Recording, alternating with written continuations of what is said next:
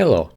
Today I will show you how to repair your headphones, a repair that maybe no one else wouldn't dare to try. To change this Bose QC35 headband cushion, you must completely take apart the headphones.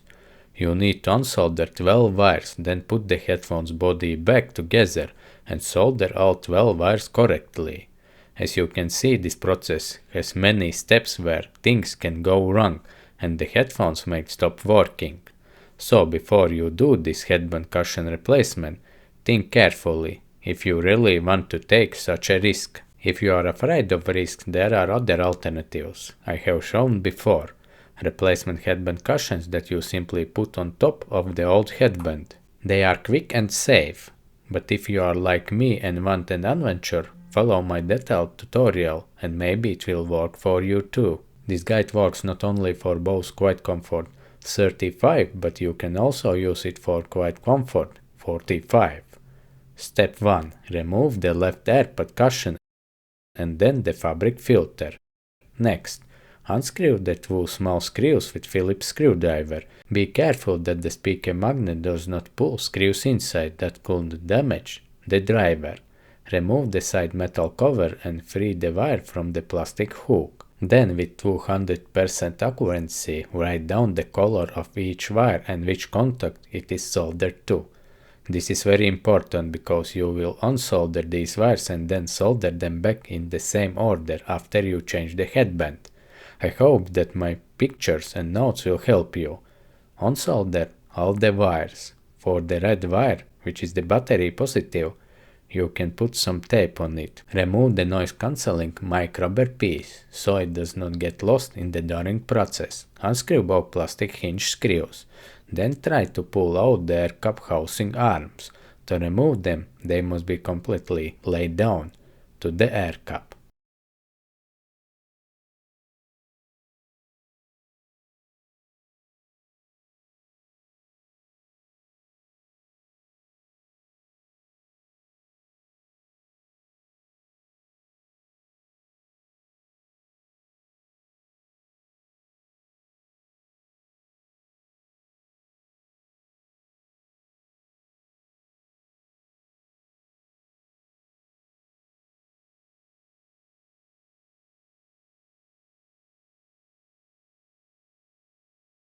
The next task is to unscrew the slider cover.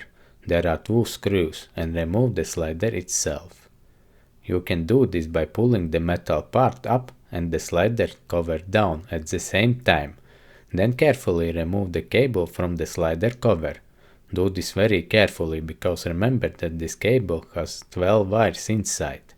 If any one of them gets damaged, the headphones will not work after this repair. Also remove the metal part.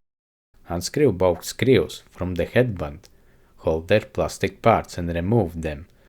Do the same with the other side. The next step is to remove the old headband cushion.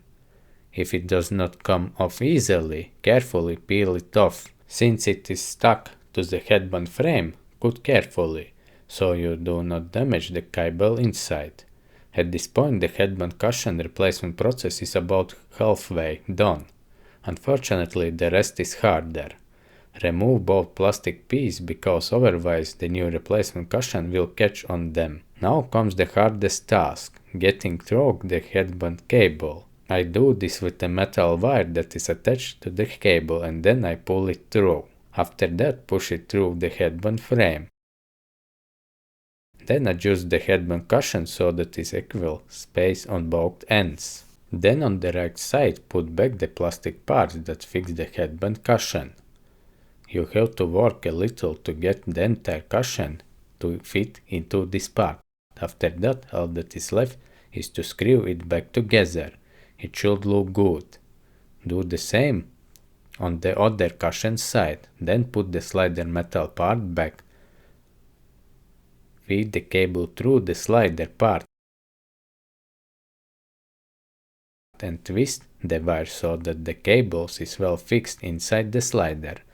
Then put the other slider part back by aligning the two plastic sliders together and inserting them into the metal part. Screw in both screws. Put the hinge part back and insert the cable into the swivel arm. Feed the cable through the air cap housing. Place the swivel arm cover, which covers the cable, and then also put the swivel arm back in place so that it is fixed to the air cap housing. Screw the hinge part back together.